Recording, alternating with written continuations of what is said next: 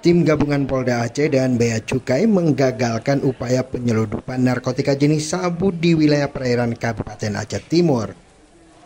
Jumlah barang bukti sabu yang diamankan sebanyak 180 kg dan 2 orang tersangka berhasil ditangkap.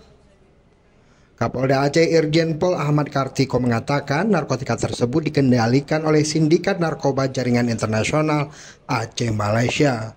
Modus penyeludupan dilakukan melalui jalur perairan Aceh.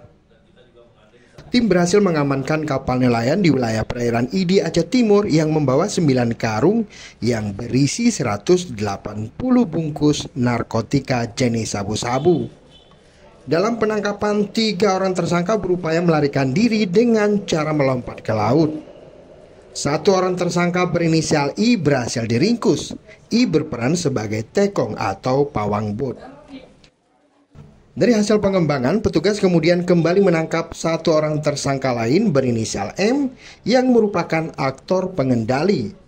M memiliki peran untuk menyeludupkan sabu dari Malaysia ke Aceh. M ditangkap di Kecamatan Juluk, Kabupaten Aceh Timur. Dari hasil penangkapan terhadap tersangka kan bisa kita amankan 2 tadi ya. Yang di mana di laut itu namanya I, kemudian M yang di Juluk, Kabupaten Aceh Timur. Sedangkan 3 yang lainnya kan pada saat dikejar nyebur ke laut, melarikan diri.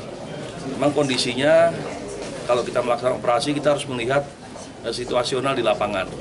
Apakah akan membahayakan anggota kita atau tidak.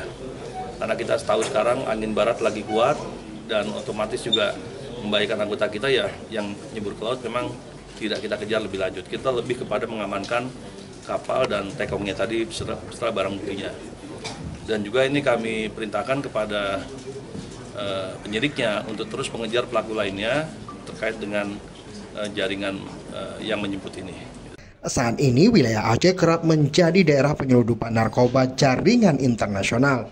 Letak geografis Aceh yang berbatasan langsung dengan negara tetangga menjadikan daerah ini sangat mudah diseludupkan narkoba dan barang terlarang lainnya. Kini 2 tersangka yang ditangkap telah ditahan di Mapolda Aceh. Dari Banda Aceh, Tim Liputan Aceh Video.